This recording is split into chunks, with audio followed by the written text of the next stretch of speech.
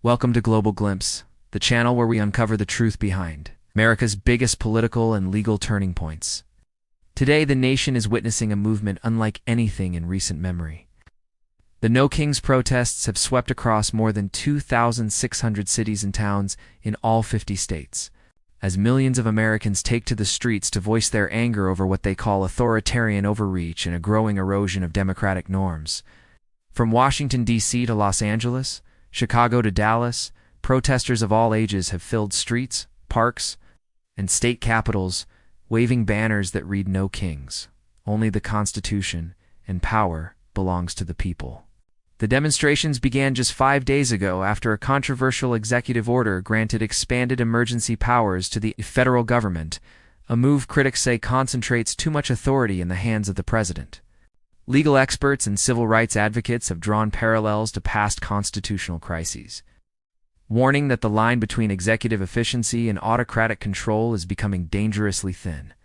In major cities, marches have been largely peaceful, though isolated clashes between protesters and law enforcement were reported overnight in Atlanta and Portland.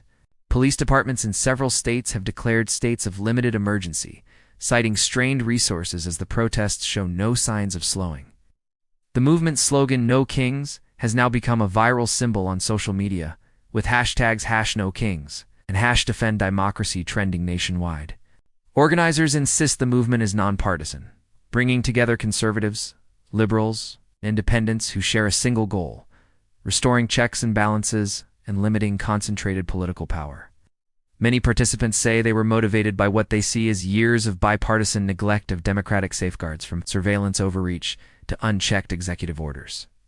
A constitutional law professor at Georgetown University described the protests as a grassroots referendum on presidential power, noting that for the first time in decades, Americans from across the political spectrum are demanding clearer limits on the executive branch.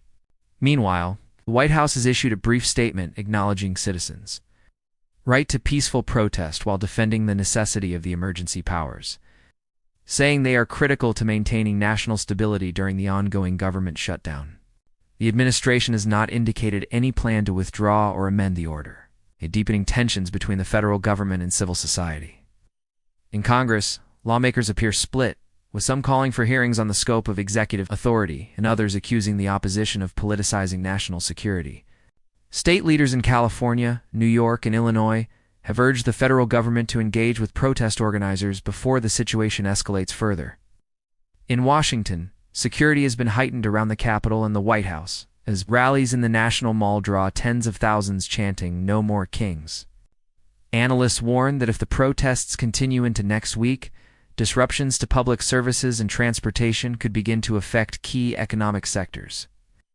Yet beyond the immediate unrest, what stands out is the broader message. Americans across political divides are calling for accountability and transparency in government decision-making. Commentators compare the scale of No Kings to historical protest movements like Occupy Wall Street or the Women's March, though they emphasize that this movement's unifying theme, a rejection of concentrated power, makes it unique in modern politics. As the rallies continue, civil rights lawyers have filed a preemptive petition in federal court, seeking clarification on the limits of the president's emergency authority.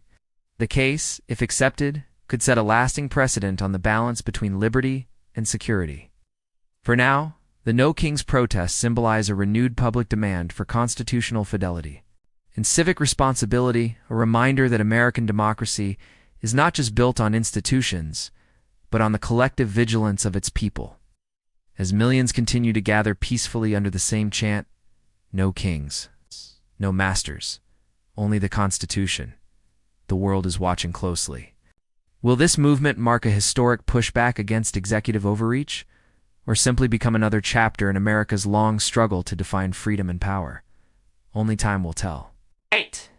This is Global Glimpse, bringing you the latest in U.S. law and government, where every story has a deeper meaning behind the headlines.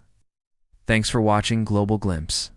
If you believe in truth, transparency, and democracy, make sure to subscribe, like, and ring the bell so you never miss an update. Because here, we don't just report the news, we reveal the forces that shape it.